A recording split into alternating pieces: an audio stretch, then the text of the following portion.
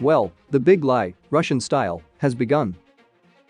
It's not exactly like losing an election, that's never going to happen in Vladimir Putin's Russia, but losing a guided missile cruiser, the Moskva, the most important warship in Russia's Black Sea Fleet is, let us say, just a little hard for the big guy to stomach back at the Kremlin, or the dacha, or whatever bunker he's keeping himself in these days. But not to worry. Rusky spinners were on it before the big ship even hit the bottom. A fire broke out on board. It spread to the ammunition stores. There was an explosion. That's the ticket. Anything but the obvious, it was sunk by 2 Neptune anti-ship missiles fired from Ukrainian soil. So what does Putin do? Why, he has one of his factotums deliver a diplomatic protest known as a demarche from the Russian embassy in Washington to the Department of State threatening unpredictable consequences unless the US stops shipping advanced weapons to Ukraine. The Russian threat came on the heels of a warning by CIA Director William J. Burns that Putin might resort to the use of tactical nuclear weapons to counter his losses on the battlefield and now the high seas. Given the potential desperation of President Putin and the Russian leadership, given the setbacks that they've faced so far, militarily, none of us can take lightly the threat posed by a potential resort to tactical nuclear weapons or low-yield nuclear weapons, Burns said. Meanwhile, following Finland and Sweden's announcements that they will petition to join NATO within weeks, not months, Moscow confirmed Burns' suspicions by once again rattling its nuclear saber. Dmitry Medvedev, former president and deputy chairman of Russia's Security Council, posted this on his official Telegram channel on Thursday. If Sweden and Finland join NATO, the length of the alliance's land borders with the Russian Federation will more than double. Naturally, these borders will have to be strengthened.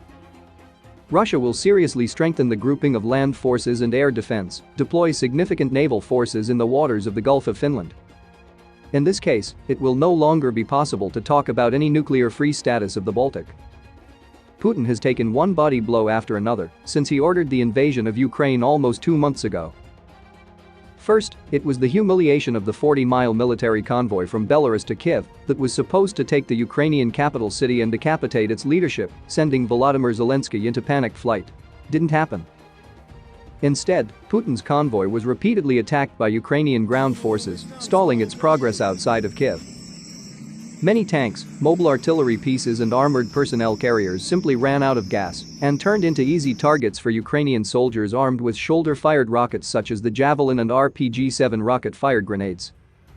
Russian soldiers, apparently frustrated by their inability to penetrate Ukrainian defenses around Kyiv and possibly under the orders of superiors they may have feared, would shoot them in the back of their heads, struck out at civilians in the suburb of Bucha and other towns along the capital's western border, shooting at least 95% of them in, you guessed it, the back of the head.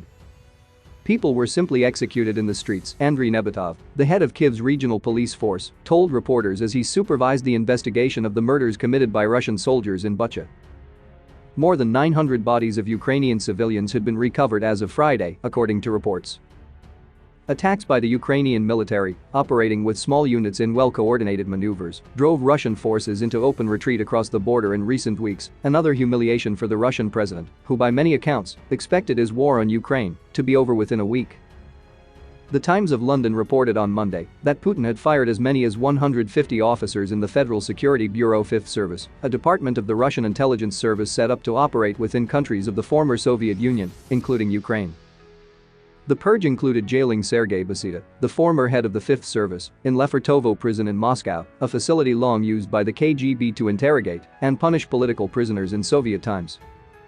Putin appears to be scapegoating the FSB for the intelligence failures that have led to the disaster in Ukraine as the war heads into its third month with no real military gains he can point to as victories. At a background briefing on Thursday, a senior Pentagon official told reporters that Russia is continuing its buildup of forces in eastern Ukraine. We continue to see Russia posture for offensive operations in the Donbas and continue to see additional equipment arrive in western Russia and in that area to the north of the Donbas that we talked about, Veliki and Ravenki, including, in fact, we've seen some additional helicopters make their way to be staged in that area for insertion. It would be safe to assume that the Ukrainian response to the new Russian offensive in the east will be at least as effective as it was before, given the new weapons systems that even now are making their way to Ukraine's army. These include attack helicopters, long-range artillery and ground-to-ground rocket launchers, and the MiG-29s from Poland that are finally going to join Ukraine's air arsenal. Like another authoritarian leader I can think of, Vladimir Putin is going to learn that the big lie is a poor substitute for winning.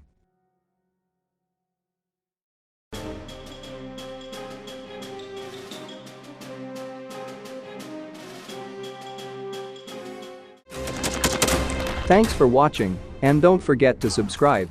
Also, if you want to support Warthog Defense, please become our member and get early access to new videos, exclusive members-only videos, and become administrator in comment section.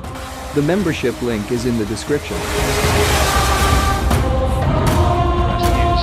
every day. We had a guy last week, it's 6 rescues in 6 days. You know, he's doing the job every day.